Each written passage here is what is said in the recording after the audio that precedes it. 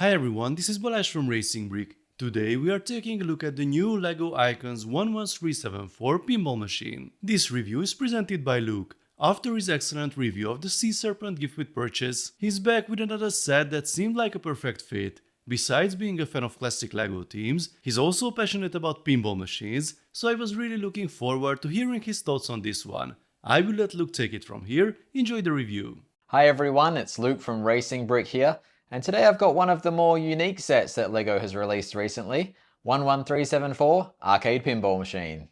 This set comes with 2,274 pieces and it sells for US $229.99 or €209.99. The box follows the LEGO Icons theme of placing the set on a black background, but it would have been nice to see a more dynamic setting for such a flashy concept. The back of the box showcases the functional elements, as well as an overview of the playing field. Inside a very thick instruction booklet, we are given a short introduction to pinball and what the design team were hoping to accomplish with this set, as well as instructions for playing the game. Here's a look at the parts list, which includes some useful new elements and some recolors.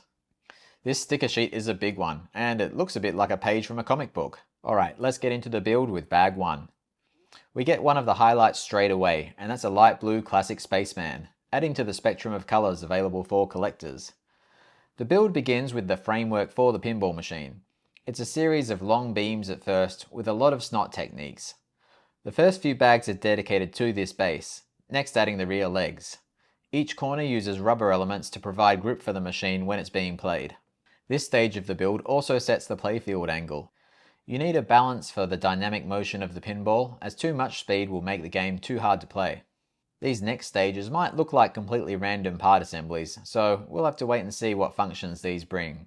There's also a fun Easter egg, a serial number sticker that contains the number of the set.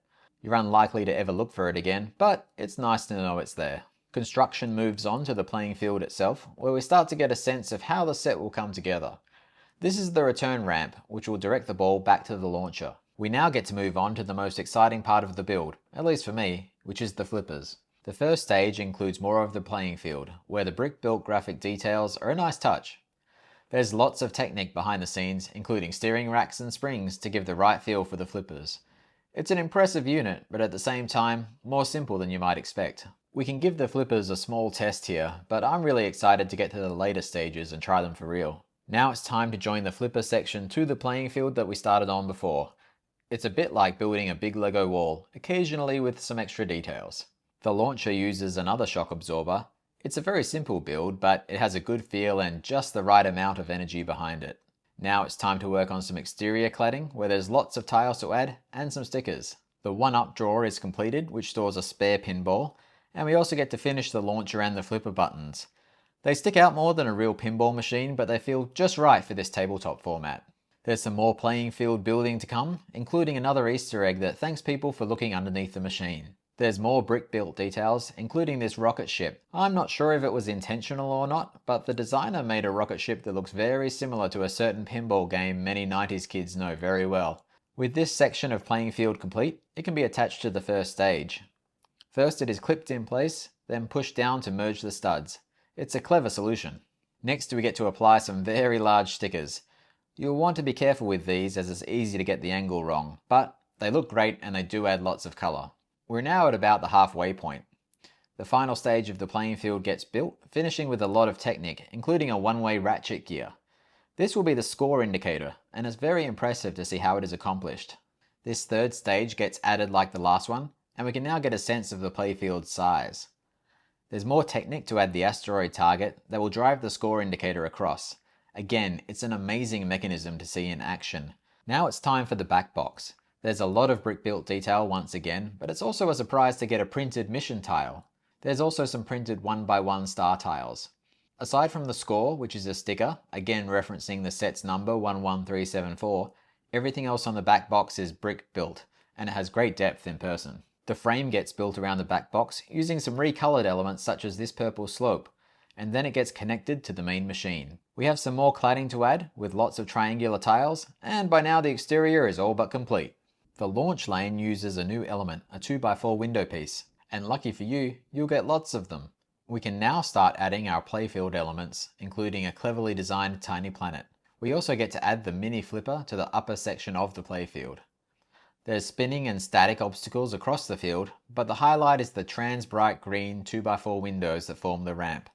Unfortunately, these aren't trans neon green. Sorry to disappoint any M-Tron and Blacktron 2 fans out there. There's some technique used underneath the ramp to get just the right angle on top of the playing field. We get to add our light blue classic Space Baby to the scene, and just like that, the model is complete. So, it looks like a pinball machine, but I'm sure what you really want to know is, how does it play? Playing pinball is actually one of my other hobbies, and I do have to say that the flippers feel amazing considering that they are built from Lego. They feel more mechanical than a normal pinball machine, but they are also very robust and stand up to play very well. In fact, the whole machine is built like a tank, so you don't have to worry about parts falling off when you move it around.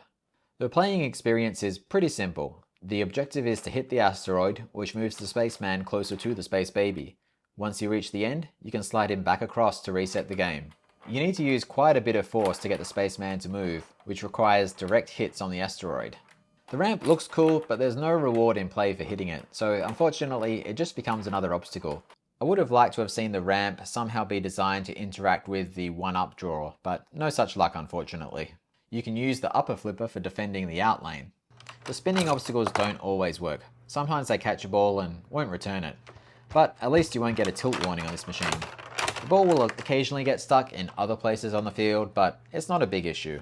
There's not a whole lot of depth to the play, and real pinball fans might be disappointed at first in the experience. But I have to confess, something strange happened. Once this set was built, I couldn't help myself from playing it every time I walked past. Just one more go. Just one more go.